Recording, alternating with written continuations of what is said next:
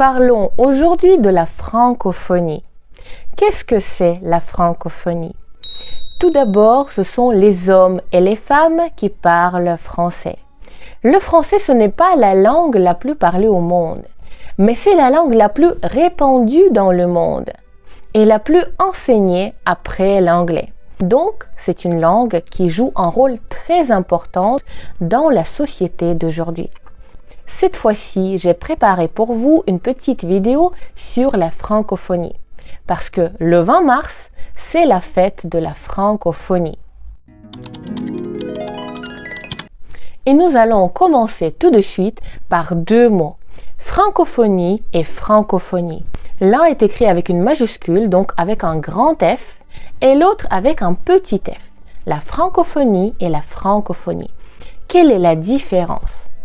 Lorsque nous parlons de la francophonie avec le F majuscule, il s'agit ici de l'organisation qui réunit tous les pays francophones. Une organisation officielle. Et lorsque l'on parle de la francophonie avec un F minuscule, nous parlons de toutes les personnes qui parlent français au quotidien et qui apprennent le français aussi. Dans cette vidéo, je poursuis deux objectifs. Tout d'abord, vous apprendre un petit peu plus sur ce que c'est la francophonie, mais en plus de travailler les chiffres. Aujourd'hui, il y aura beaucoup de chiffres et de nombres. Nous allons essayer de les pratiquer, de nous entraîner à les comprendre. Eh bien, c'est parti! La francophonie a été créée en 1970 et aujourd'hui, elle rassemble 88 États, dont 7 associés et 27 observateurs. Cela représente 17,5% de la population mondiale et tout ce monde contribue à 16,6% du PIB mondial. N'oubliez pas le PIB, le produit intérieur brut. Cette association contribue au développement, à la progression de la langue française dans le monde entier. Mais pas seulement. Tous les 4 ans, elle recoupe les chiffres pour en savoir où en est aujourd'hui la langue française dans le monde. Il recueille les données, les analyse et les restitue. Et cela s'appelle la langue française dans le monde. Vous pouvez à tout moment trouver toutes les données concernant la langue française dans le monde. Globalement, ça nous répond à la question générale. Pourquoi doit-on apprendre le français? Quel est le bénéfice à part le fait qu'on va pouvoir parler cette langue? Tout d'abord, il faut savoir que la langue française est présente sur tous les 5 continents. L'Asie, l'Europe, l'Afrique, l'Amérique du Sud et du Nord et bien sûr l'Australie ou comme on l'appelle l'Océanie. Le français est partout. C'est la 5e langue la plus parlée au monde. Aujourd'hui, il y a 321 millions de locuteurs français, dont 255 millions parlent français au quotidien. C'est leur langue de tous les jours.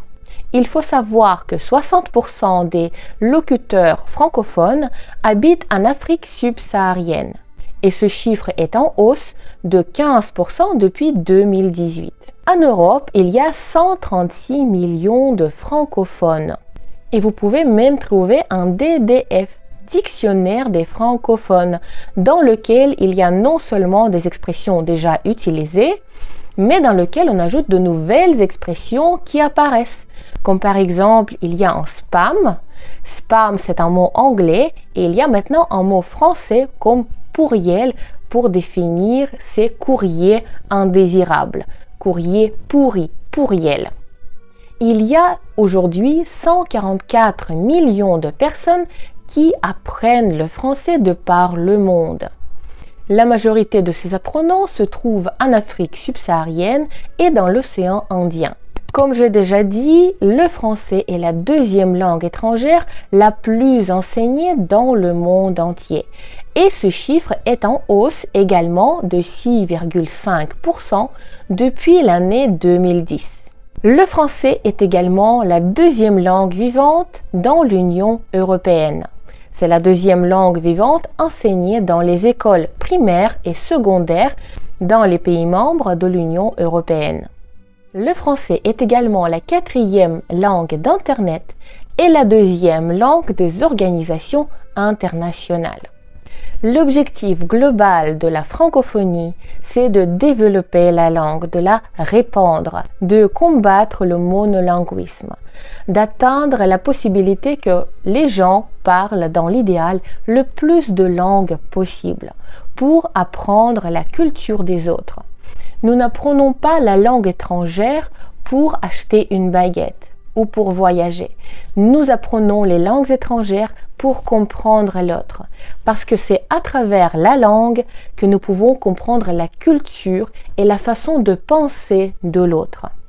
Et vous, pourquoi apprenez-vous le français? Partagez-le dans les commentaires. Moi, sur ce, je vous souhaite d'apprendre le français sans stress et avec plaisir, et c'est sûr, vous obtiendrez des résultats remarquables. Et bonne fête, mes chers francophones!